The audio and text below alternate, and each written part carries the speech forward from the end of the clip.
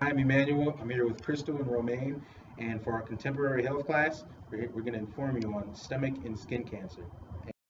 So first, we're going to start off with the risk factors for skin cancer. If you have blue or green eyes, if you have blonde or red hair, if you have fair or light skin, then you could be at risk for skin cancer. If it's a part of your family history, it could be genetic or hereditary. You could also be at risk of skin cancer.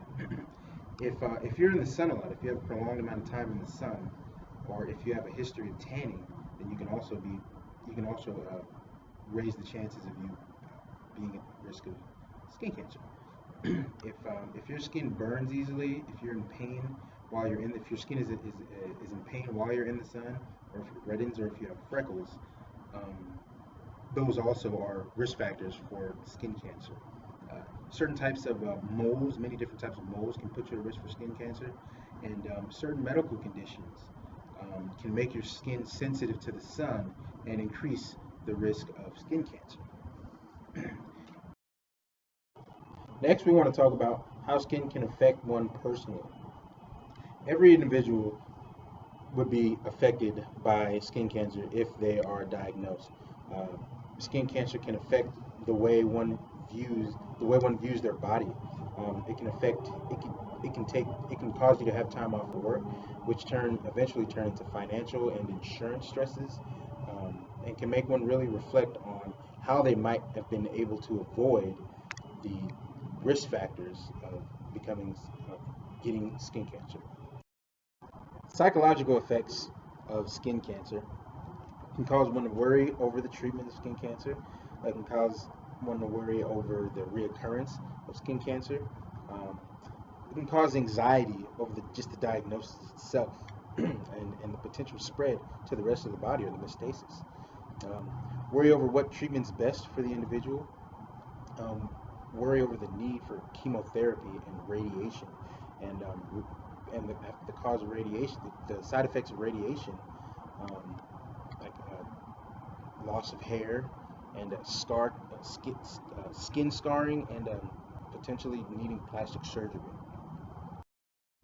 Social effects of skin cancer can cause one embarrassment from scar tissue, can cause embarrassment from scar tissue, can change one's sunbathing habits or even just wanting to be in the sun, period. Um, Possibly changing the way you dress or one dresses or participating in sports, physical activity, um, and wanting to avoid social interaction with friends and family and things like that. And the embarrassment of losing one's hair from radiation or chemotherapy. Lastly, we want to talk about the social, psychological, and physical aspect of a skin cancer patient. First, we want to be a good support and an active listener to the concerns for the cancer patient. Yeah, we want to encourage the patient and ask questions so that we can be clear on what type of cancer it is and the different things that we can do to help. We want to provide encouragement and staying positive when they are feeling anxious and worried. We want to provide support and staying positive while going to the doctor office, going with them to the doctor's office, going with them for treatments, and even driving them back home.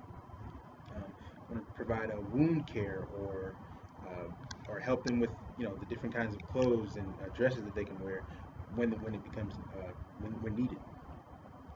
We want to reinforce to the individual that cancer doesn't define who they are as a person. Also, again, want to provide support when they become self-conscious about how they might look, and help the individual take precautionary measures to reducing the exposure to sun. Hi, my name is Romaine, and for this next couple slides, I'm going to talk to you about the layers of the skin. So the layers of the skin are the top outermost layer of the skin is the epidermis, and then we have the dermis, and the lymph nodes and blood vessels.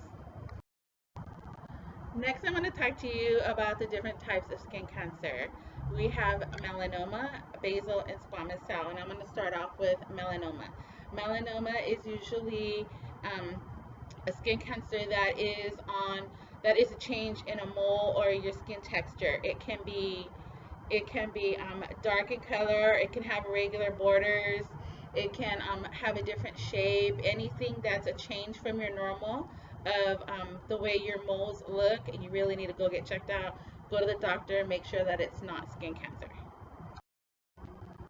Common symptoms of basal and squamous skin cancer can be a lump that is smooth, shiny, pale, waxy, small, or a lump that is firm and red.